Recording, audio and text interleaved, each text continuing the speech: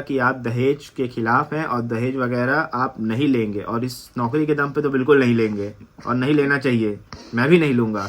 Hello friends, welcome back to the Arora vlogs. तो दोस्तों, जैसा कि आप लोग चाहते थे, ये देखिए मेरे हाथ में क्या है। यही है अपॉइंटमेंट लेटर, कॉल लेटर, इसको आप जो भी कह लीजिए। तो चलिए आप लोगों को इसके बारे में पूरी डिटेल्स बताता हूँ, लेकिन उससे पहले आप लोगों में से जो भी बच्चा ज्वाइन कर लिया है वो मुझे कमेंट बॉक्स में कमेंट करके बताएगा कि उसने ज्वाइन कर लिया है। और यहाँ पे मैं आप लोगों को अपनी इंस्टाग्राम की ऑफिशियल आईडी दे रहा हूँ। इस पे आप लोग मुझे अपना पर्सनल नंबर मैसेज करिएगा, ताकि जो और व्यूअर्स हैं जिन्होंने अभी ज्वाइन नहीं किया है, उनके जो भी डाउट्स हैं वो मैं आपसे डायरेक्ट बात करके क्लियर कर सकूँ, और जिससे उन लोगों को भी हेल्प हो सके। और दूसरी मेरी रिक्वेस्ट उन सभी भाइयों से है जिनका छपरा डिस्ट्रिक्ट है, और वो सब लोग जरूर से मुझे अपना कॉन्टैक्ट नंबर शेयर करें इस ऑफिशियल आईडी पे, ताकि जो छपरा वाले हैं उनका मैं सोच रहा हूँ एक ठो ग्रुप बना दूं, और इससे हम लोग सब लोग साथ में भी हो जाएंगे। हालांकि वहाँ पे जाके साथ में होना ही है, लेकिन उससे पहले भी बाकी जिसको अच्छा लगे वो जरूर से अपना नंबर शेयर करे। तो चलिए अब बिना देर किए हुए चालू करता हूँ वीडियो को और बताता हूँ आप लोगों को इसमें लिखी सारी डिटेल्स, जिसके बाद आप लोगों को अब ज्वाइन करने में कोई भी दिक्कत नहीं होने वाली है। और इसके बाद अगर आप लोगों को जितने मैं पॉइंट्स बताऊंगा उसमें कोई भी दिक्कत आती है तो आप लोग कमेंट बॉक्स में कमेंट करके मुझसे पूछ लीजिएगा। तो चलिए बिना देर किए हुए करते हैं वीडियो को स्टार्ट। तो भाई लोग, सबसे पहले मैं आप लोग को ये बता दूं, ये जो कॉल लेटर, अपॉइंटमेंट लेटर, जो भी आप कहना चाहते हैं इसको कह सकते हैं, क्योंकि दोनों ही कहा जाता है। तो ये सबसे पहले मैं आप लोग को ये बताने वाला हूँ कि ये जो लेटर है ये मेरा नहीं है, ये मेरे एक भाई का है जो कि अभी दरभंगा में ज्वाइन किया है। उसने मुझे व्हाट्सएप पे इसकी फ़ोटो कॉपी भेजी, मतलब फ़ोटो खींच के उसने मुझको ये व्हाट्सएप किया, तो मैंने इसका प्रिंट आउट निकाला है। क्योंकि जो मेरा कॉल लेटर है, जैसे मुझे छपरा डिस्ट्रिक्ट मिला है, तो आप सभी लोग जानते हैं कि जो नोटिफिकेशन इशू हो रही है उसमें 7 दिन का टाइम दिया जा रहा है कि आप 7 दिन के अंदर आ करके ये जो कॉल लेटर है अपने जो ऑफिस है वहाँ से ले लें। जो डिस्ट्रिक्ट है आपका ऑफिस वहाँ पे रहता है, वहाँ पे जा करके आपको ये लेना है। अगर आप 7 दिन के अंदर ये लेटर नहीं लेते हैं तो फिर आपको यही letter by post, registered post के थ्रू भेजा जाएगा। आपने जो भी अपना रेसिडेंस एड्रेस दिया होगा उसी पे ये लेटर भेजा जाएगा।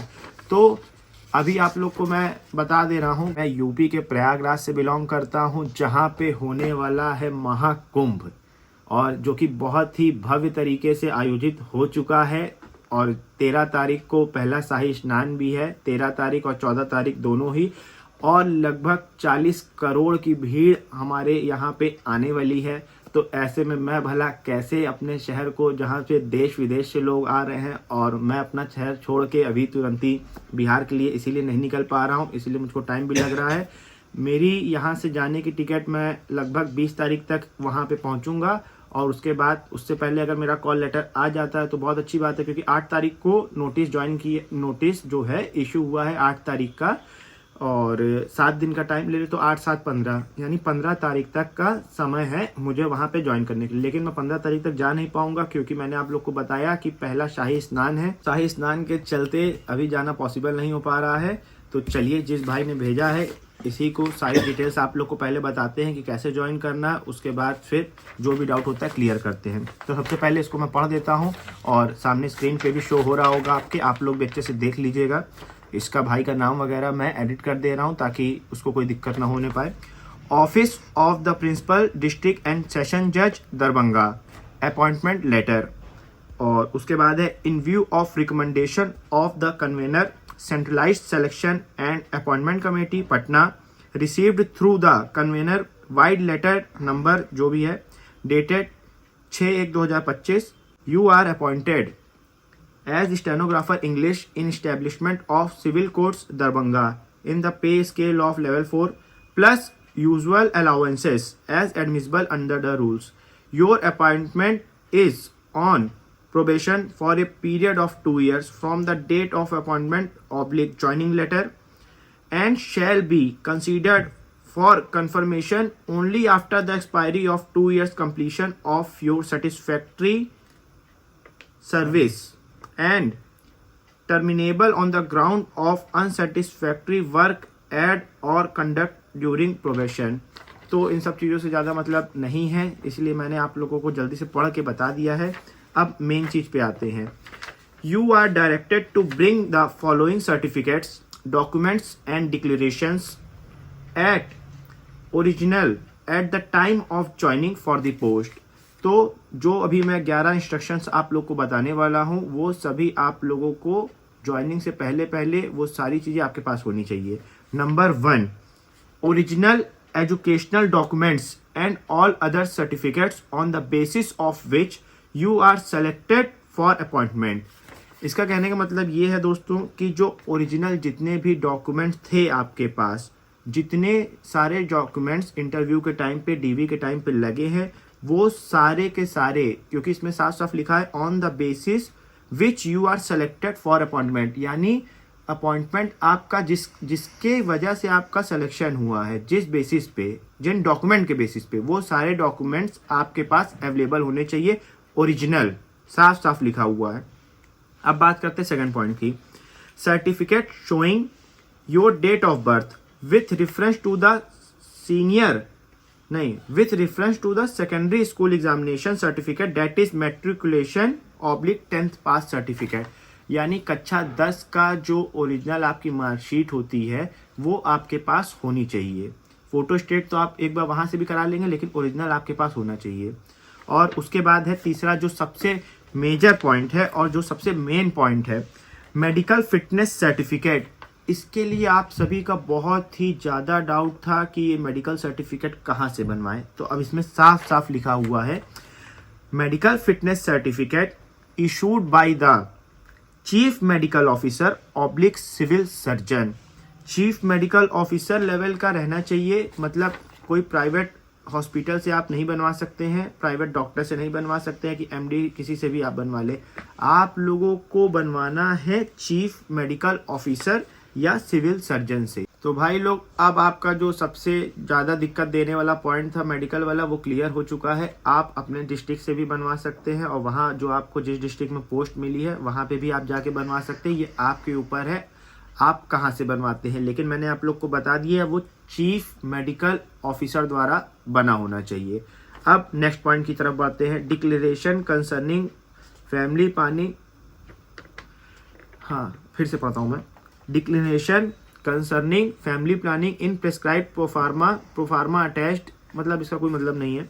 चलिए आगे बढ़ते हैं। जो पॉइंट आपको दिक्कत दे सकता है मैं उसी पॉइंट के बारे में आप लोगों को मेन फोकस करके बता रहा हूँ, बाकी सब एज इट इज है, आप पढ़ लीजिएगा। भाई लोग, चौथा पॉइंट भी मैं क्लियर कर देता हूँ। जैसे कि कोई मैरिड है तो अगर उसकी जो फैमिली प्लानिंग इसमें लिखी हुई है वो चल रही है, या तो फिर उसके 2 से ज़्यादा बच्चे हैं, तो यही जानने के लिए वो आप लोगों से ये पूछ रहा है। ज़्यादातर लोग अनमैरिड हैं तो उनको कोई भी इस चीज़ से लेना देना नहीं है, हालांकि मैरिड लोगों को भी ऐसा कोई लेना देना नहीं है। चलिए आगे बढ़ते हैं। 5वां पॉइंट है declaration regarding non payment of receipt of diary.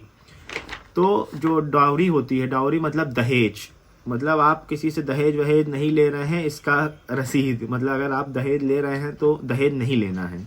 तो ये जो 5वां पॉइंट है ये बहुत ही ज़्यादा ज़रूरी है, क्योंकि सरकारी नौकरी लगने के बाद अक्सर लोगों को देखा जाता है जो कि अपनी सोसाइटी है वहाँ पे ऐसा है, तो आप लोगों को नौकरी ज्वाइन करने से पहले ही डिक्लेरेशन देना पड़ेगा कि आप दहेज के खिलाफ हैं और दहेज वगैरह आप नहीं लेंगे, और इस नौकरी के दम पे तो बिल्कुल नहीं लेंगे और नहीं लेना चाहिए। मैं भी नहीं लूँगा। सब लोग कमेंट बॉक्स में कमेंट करके बोलिए ये चीज़। तो चलिए मजाक से हट के आगे बढ़ते हैं। Declaration to the effect that you have not been convicted in any case, यानी आप किसी भी केस में लिप्त ना हो, मतलब क्रिमिनल ऑफेंस में, और by any court of law as well as you have into been dismissed from any government service। ना ही आप किसी क्रिमिनल केस में लिप्त हों और ना ही आप कभी भी किसी गवर्नमेंट नौकरी से निकाले गए हों, ना ही आपके खिलाफ कोई केस चल रहा हो। तो वकील होने के नाते मैं आप लोगों का थोड़ा सा डाउट क्लियर करते चल रहा हूँ। जैसे किसी का पारिवारिक मामला है या ज़मीन वमीन का मामला है तो उसके लिए नहीं है, वो टेंशन ना ले कि हमारे मामा के लड़के ने, फूआ के लड़के ने, चाचा के लड़के ने FIR कराई है, ऐसा कुछ नहीं। अगर आपको किसी जो क्रिमिनल मैटर होता है उसमें सज़ा वगैरह मिली है या कहीं से आप निकाले गए तब की बात हो रही है। चलिए आगे बढ़ते हैं। Caste certificate issued by the competent authority. अगर कास्ट सर्टिफिकेट आपका है क्योंकि जनरल वालों का तो है नहीं और दूसरे स्टेट वालों का भी नहीं है, इसलिए आप लोग अपने हिसाब से अगर किसी की कास्ट से है रिलेशन तो वो अपना कास्ट सर्टिफिकेट जो लगाया हो वही लेकर के जाना है। आगे बढ़ते हैं। फिर है सर्टिफिकेट ऑफ EWS। फिर से वही सेम चीज़, अगर किसी ने EWS का सर्टिफिकेट लगाया होगा जो इंटरव्यू हो रहा था उसमें, तो उसको वही वाला सेम लेकर के जाना है, क्योंकि वो सही था तभी आपको उसी के बेसिस पे नौकरी मिली है। कास्ट सर्टिफिकेट हो या EWS सर्टिफिकेट हो, जो भी आपने ज्वाइनिंग इंटरव्यू के टाइम पे ओरिजिनल वहाँ पे डॉक्यूमेंट वेरिफिकेशन के टाइम पे दिया था, वही आप लोगों को लेके जाना है। ठीक है, अब आगे बढ़ते हैं। NOC/परमिशन letter issued by the employer if provided your employment details while making online application for the post if applicable। इसका मतलब ये हुआ कि जो NOC, जो आप लोग अगर कोई भाई हमारा दूसरी गवर्नमेंट जॉब कर रहा है तो उसके पास NOC होनी चाहिए, नो ऑब्जेक्शन सर्टिफिकेट, जो कि जिस जगह वो नौकरी कर रहा है वही विभाग उसको NOC जारी करता है, तभी वो दूसरे मतलब यहाँ पे ज्वाइन कर सकता है। तो ये भी पॉइंट उन्हीं लोग के लिए है जो पहले से कहीं सरकारी नौकरी कर रहे हैं या कहीं पे प्राइवेट में ही नौकरी कर रहे हैं, वहां से उनको NOC ला करके देना पड़ेगा। और इसके बाद 10वां पॉइंट की बात करें, supporting documents for ex serviceman, ward of freedom fighter, employ of Bihar government issued by the competent authority. तो ये सारे सर्टिफिकेट अगर आपके पास हैं तो आप लगा लीजिएगा, नहीं तो इसका नॉर्मल आदमी से कोई लेना देना नहीं है। नॉर्मल कहने का मतलब जनरल कैटेगरी से। फिर आगे जो सबसे मेन बात है, अब ये जो सबसे मेन इंपॉर्टेंट टॉपिक है, मतलब 11 पॉइंट, ये बहुत जरूरी है, इसको ध्यान से सुनिए और ध्यान से समझिएगा।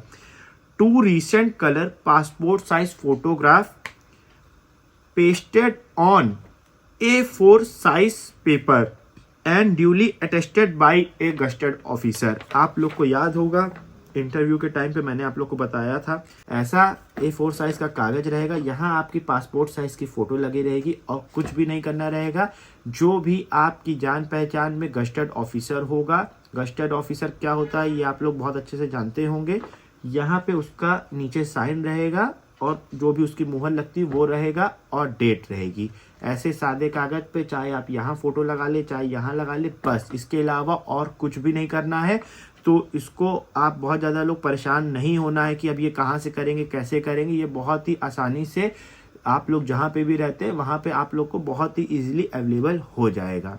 तो चलिए आगे बढ़ते हैं। अब मेन लाइन पे आते हैं। You are hereby further directed to join the post within 30 days. 30 दिन के अंदर अंदर आप लोगों को वहां पे ज्वाइन करना रहेगा। From the date of receipt of the appointment letter, यानी ये जो अपॉइंटमेंट लेटर है इसमें जो डेट दी हुई है उस दिन से 30 दिन के अंदर अंदर आप लोग को ज्वाइन करना रहेगा। Failing which appointment letter shall automatically stand cancel, नहीं तो ये अपॉइंटमेंट लेटर अपने आप कैंसिल हो जाएगा। No TA shall be paid for this purpose. No TA shall be paid का मतलब हुआ भाई लोग कि कोई भी ट्रैवल अलाउंस आपको नहीं दिया जाएगा। आप अपने पैसे पे जाइए, ज्वाइन करिए और उसके बाद तो फिर सरकारी तनख्वाह आपके अकाउंट में जिस दिन से आप ज्वाइन कर लेंगे अगले 30 दिन के अंदर क्रेडिट होनी ही होनी है। तो भाई लोग इसी के साथ ये वीडियो कंप्लीट हो गया है। सारी जानकारी आप लोग को दे दिया हूँ मैं। इसके बाद भी अगर आप लोगों को कोई दिक्कत हो रही है तो आप लोग कमेंट बॉक्स में कमेंट करके पूछ लीजिएगा। और बाकी अगर आप लोगों को जो मैंने बोला है, आप लोग वीडियो के माध्यम से मुझे जुड़े हुए हैं, ये वीडियो आपने देखी है पूरी तभी आप लोग वीडियो के इस एंड तक पहुँचे हैं, तो आप लोगों से मैं फिर कहूँगा जो भाई वहाँ पे ज्वाइन कर लिया है वो मुझसे कांटेक्ट करे, ताकि जो भाई ज्वाइन करने वाले हैं या बहन, दोनों की बात मैं कर रहा हूँ, कि उनकी हेल्प हो पाए। तो चलिए ठीक है। और एक लास्ट बात मैं आप लोगों से और कहना चाहूँगा कि जो भी छपरा से मेरी ये वीडियो देख रहा है वो भी मुझे कमेंट बॉक्स में कमेंट करके अपना कांटेक्ट दे, वो मुझको कुछ पर्सनल बात पूछनी है उनसे। तो ठीक है, अब इसी के साथ इस वीडियो को करता हूँ एंड मिलता हूँ नेक्स्ट व्लॉग में। धन्यवाद।